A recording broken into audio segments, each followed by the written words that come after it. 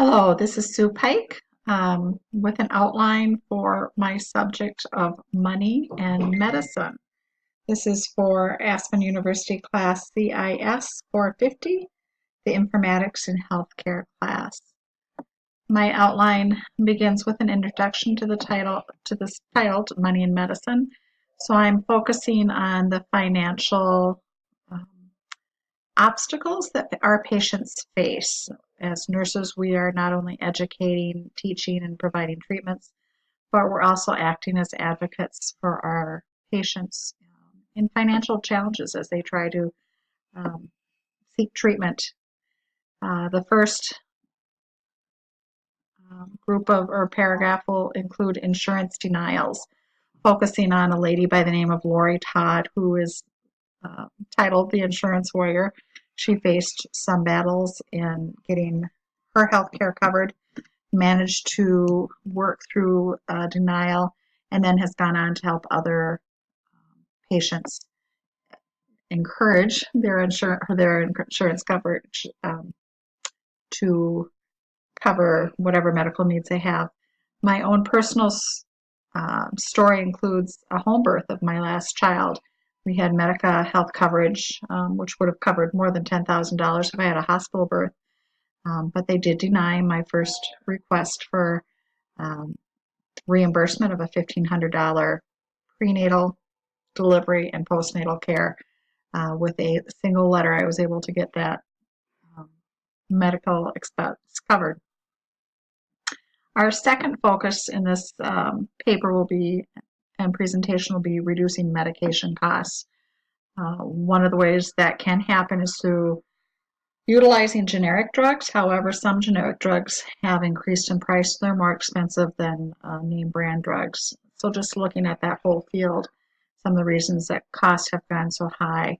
One of the reasons is the fact that pharmaceutical companies are facing very large profits.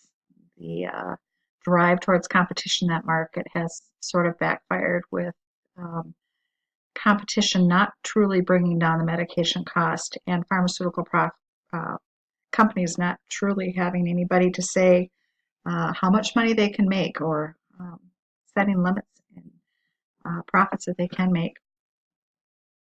The third topic we'll be discussing is medication noncompliance, specifically related to cost issues. Um, Many families and patients are facing increased copays, which make it very challenging to buy those drugs, especially ones that are due monthly.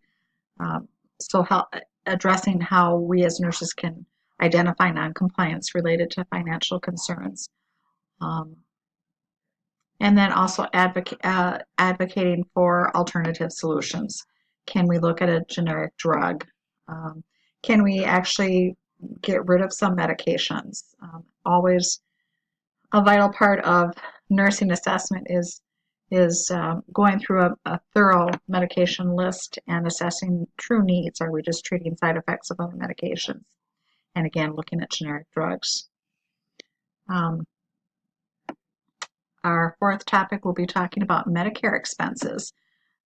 Medicare is working pretty well for our elderly population, but as I discovered in doing some research, younger disabled recipients have much higher co-pays and often battle for a year and a half to 2 years to get coverage for their medical needs.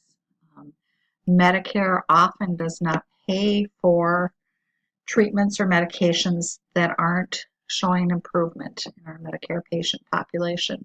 So just keeping someone stable may be a battle to get Medicare to cover those treatments or drugs. Medicare also, unfortunately, sometimes overtreats patients. There's a specific case of a lady in her late 80s who had a colonoscopy and actually died from complications related to that colonoscopy. And the big issue was, what would we have done with any results? Colon cancer probably wouldn't have been treated at her age. And so both under and over treatment are concerns. Bureaucracy continues to be a concern in the Medicare program. Um, Paperwork for doctors can make it very challenging. They some physicians are choosing not to accept Medicare patients, and there are other issues in that area. And finally, we're going to finish with an ethical framework for nurses. How do we handle these financial concerns? Our moral and ethical duty to our patients is to help overcome barriers, and one of the big barriers for many of our patients are those financial burdens. And then we'll conclude this paper and discussion. Thank you for your time.